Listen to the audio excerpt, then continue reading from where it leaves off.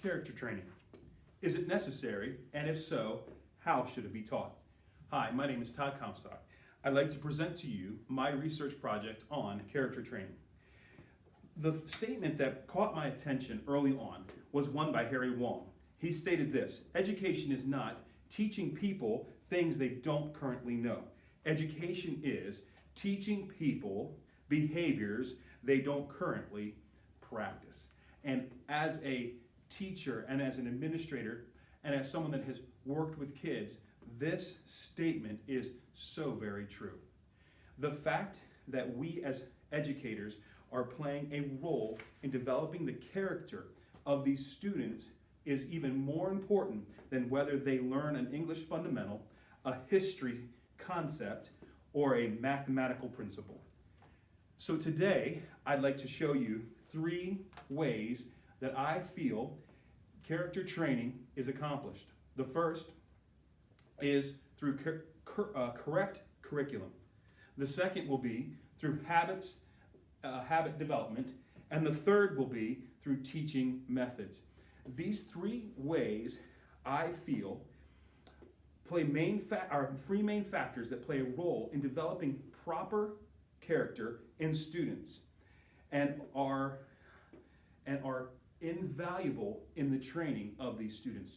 Proverbs chapter 22 verse 6 says, "Train up a child in the way he should go, and when he is old, he will not depart from it." And what we know is that by this training that we do in the elementary years, when they get to high school, we see the rewards of that as educators as well. But even more so is when they go off into college, and then we really reap and see the rewards of the character training that they were developed even at the beginning years in the elementary ages. So what we're going to see today, the first part, we'll cover the first one, which is correct curriculum. Correct curriculum, in my opinion as an educator, is that we look first, importantly, at the book, the content of the books. The book's content is so important. There are some things that you should look for when picking books, and one of those things is the characters in the book. Each book has characters in them, and each character is developing a trait, a character, a principle, and something from them in each of your kids and each of the classrooms. Your kids are reading those books, and as they read those books, as they hear those stories, those characters come to life in their imagination. And so what we as teachers must be careful about is that we must choose character that have content, books that have the content that is going to give them positive characters to role model themselves after. The second thing we see in these books we need to make sure is the principles that it covers. These books can oftentimes, if we're not careful, fall into these characters and the principles of things that maybe aren't necessarily what we would like. The third thing that we see in our curriculum we need to choose is the ideals. These principles and ideals that kind of go together. The ideals that we see here is very important, that the ideals are things that you want to identify in the story, in the book, and we want to magnify the ideals that are positive. As a teacher, having the correct curriculum helps you develop the character of that student as they go forward.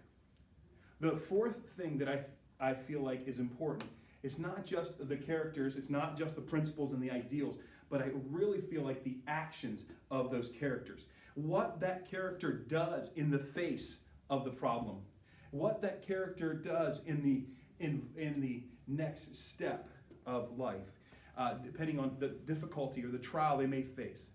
And so what we have to do as we identify books and the content and the curriculum that we want to give, we must first and foremost identify these 4 things in that content so that we can choose wisely the books and the curriculum that they will use in those classes as we go forward. Oftentimes, this is lost in the fact that it is a good book for phonics, and it's a good book for math, and it's a good book for learning this English process, and this is a great writing supplement. But what we have to remember is, what are they writing?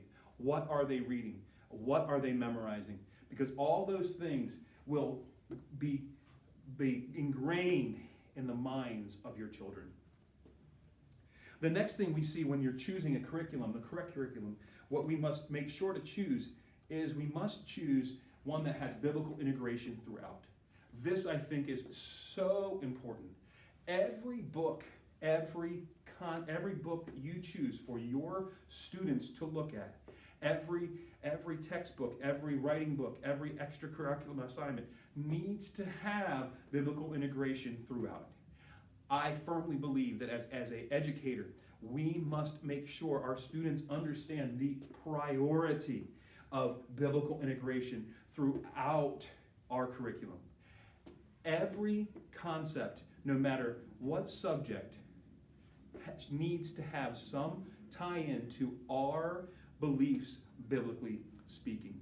If we are going to help our students develop character that is a godly character, one that is going to help them be Christ-like characters in the future, we must make sure that every subject, math, science, has specific characters, biblical integration in that concept.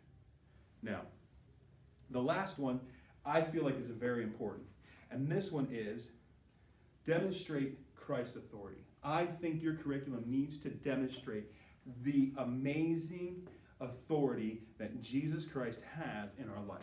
Now, I understand it doesn't need to have the salvation testimony in everything that you do. However, I feel like we need to point our kids to Christ through the different curriculum that we choose, showing Christ's authority and showing God's power in our schools, in our daily classroom living. This is going to help us be able to help them be the students that God would want them to be.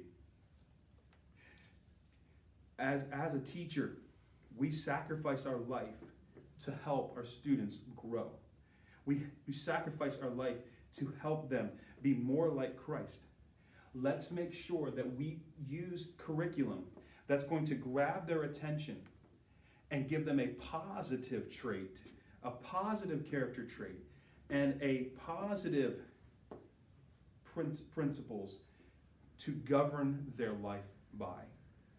Now, so that's the first thing I feel as an educator is important. The second thing that is very important is our second one is habit development. Habit development. Bruce Wilkerson had developed a book called The 7 Laws of the Learner.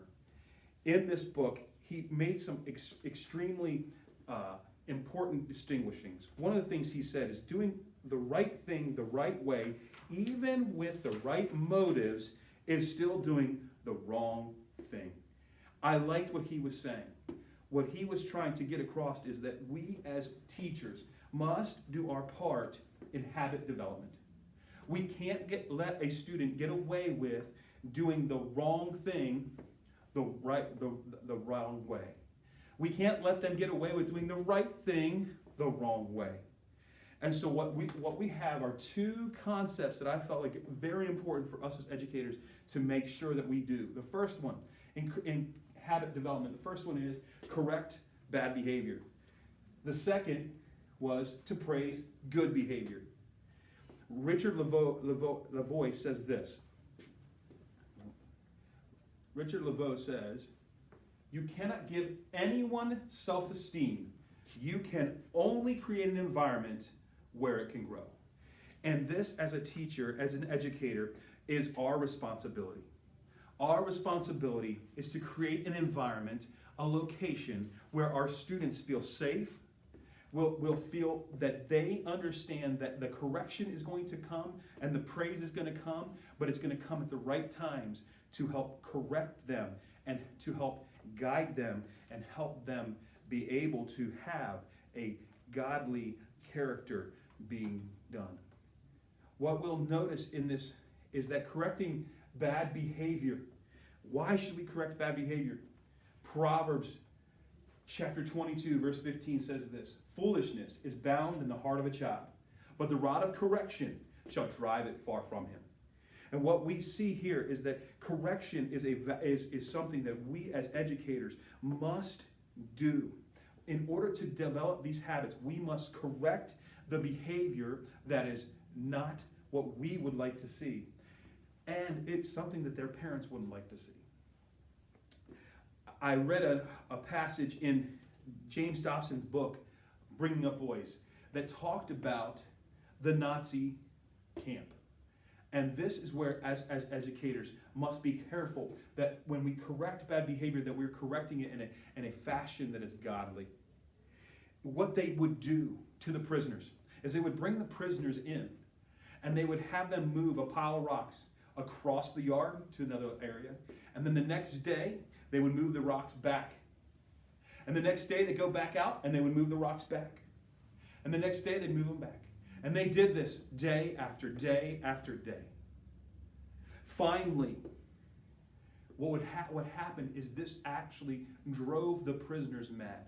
Doing pointless work, meaning a meaningless task, caused these workers to commit suicide, to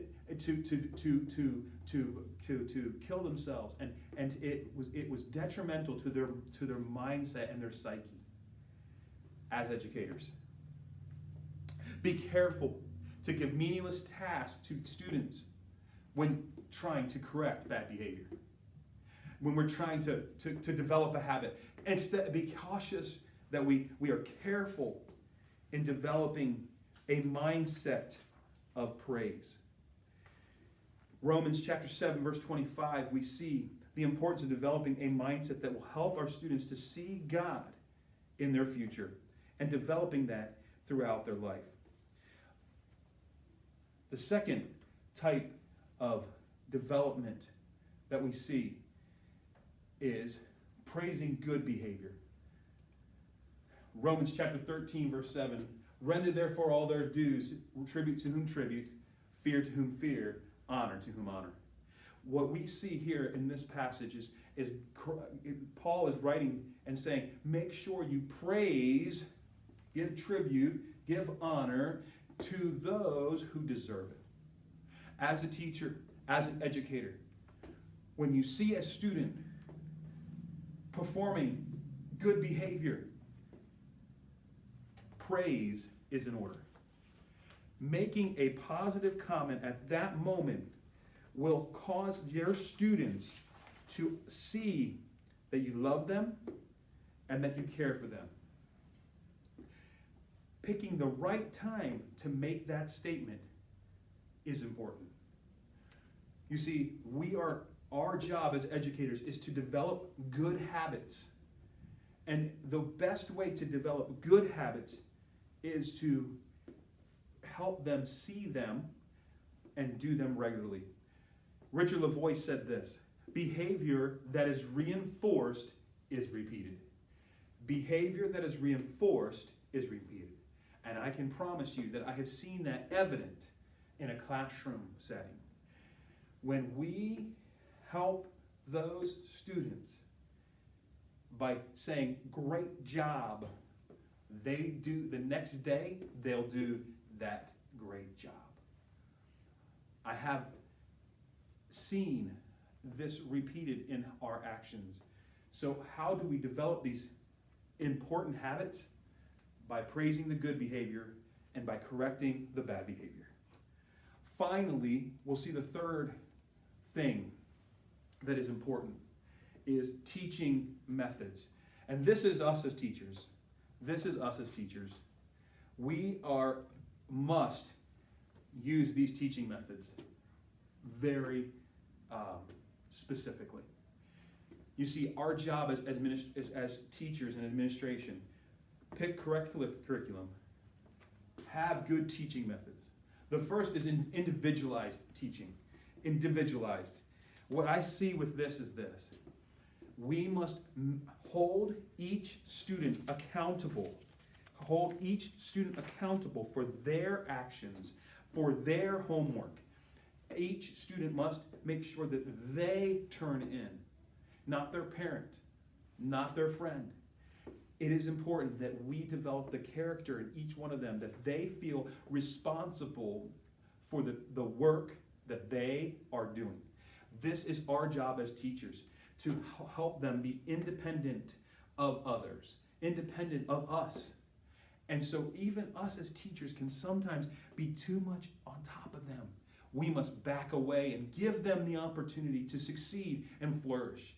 That is why this method of individualizing the classroom so that they have the opportunity to themselves do the work. Now, we need to train them and help them, but they have to do the work individually. You see, this will help them flourish. This will help them succeed. Now, the second one you see is cooperative. And I understand that many people, when you hear that word, you get nervous. And I understand that. But what I see in education, what are we trying to do? We are trying to teach them biblical principles. We're trying to teach them English principles. We're trying to teach them mathematical principles. We're trying to teach them the history and the science. But we're really trying to develop their character. Cooperative method of learning is important to developing their character. Why? Because this is the opportunity for them to learn right and wrong and how they should talk to somebody, how they should answer a friend, who does more work or who does less work, holding each other responsible, and how they react when a student or a fellow student doesn't react right. You see, this is a great opportunity for us as teachers when we are circling and watching to see our students react or not react. This will develop their character. This will help, we can train their character. And especially since in this day and age that we see so many of our world around us going to cooperative work, especially in business settings, we must train our kids how to react to somebody in that group the right way.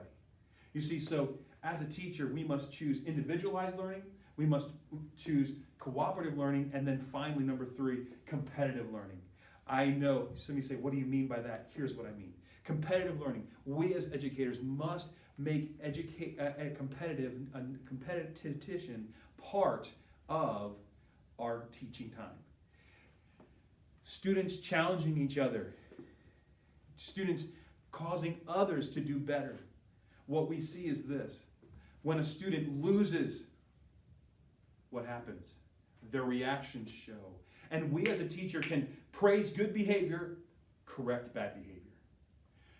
What we'll see is this, is that out there in the world, they say, hey, everybody gets first place. Everybody gets a trophy. And our kids are being trained that everybody wins.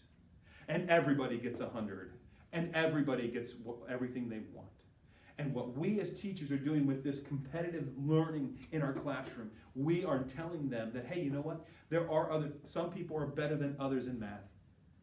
And we need to train them to react and treat others right when they maybe don't feel like they have what somebody else has.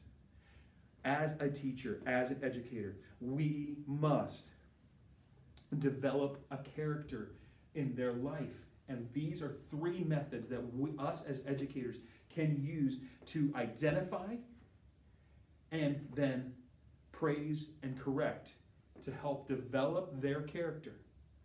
And this is done with the correct curriculum. As I was reading, I found this quote, and I'd like to close with this quote. It said this: character training is taking place throughout the day, no matter what else is being taught. Laurel Hicks from PCC. She mentioned this, and I thought, you know what? That is exactly what we as educators must remember and we must believe.